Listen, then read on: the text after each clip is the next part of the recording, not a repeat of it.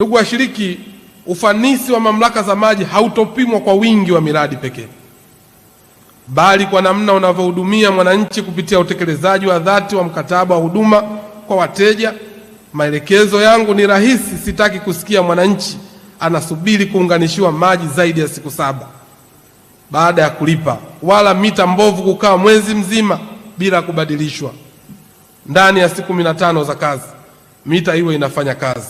Ni lazima mita zisomwe kila mwezi ili kuondoa bili za makadirio zinazowaumiza wananchi, na kila lalamiko lazima lipate majibu ndani ya siku 5. Na hapa niwaombe na kuwataka EWURA, yapo wakati mwingine malalamiko ya hizi bili za maji, niombe EWURA kushughulika na mamlaka za maji ambazo wanazotoa bili za mfukoni. Tunajua kabisa EWURA moja ya jukumu lake ni kuidhinisha bili za maji.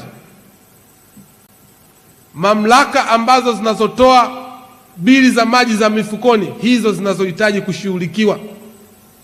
Kama unataka kubadili bili, peleka EWURA, tathibitisha ili upate bei halali, ili kuondokana na malalamiko ambayo hayana ulazima.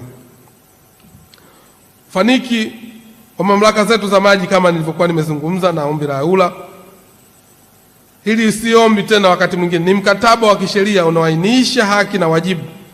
Mamlaka itakayoshindwa kufikia viwango hivi vya huduma lazima iwe tayari kutoa fidia kwa wateja kulingana na taratibu zilizowekwa, kwani utendaji dhaifu ni kuisaliti imani ya Mheshimiwa Rais na wananchi wa Tanzania. Ndugu washiriki, msingi wa uendelevu wa huduma tunazozitoa ni usalama wa kisheria wa maeneo ya miundombinu ya maji safi na usafi wa mazingira. Takwimu zilizotolewa na EWURA hazitufurahishi, kwani kati ya maeneo ya miundombinu zaidi ya 2000 tulionayo ni 26% tu ndio yenye hati miliki halali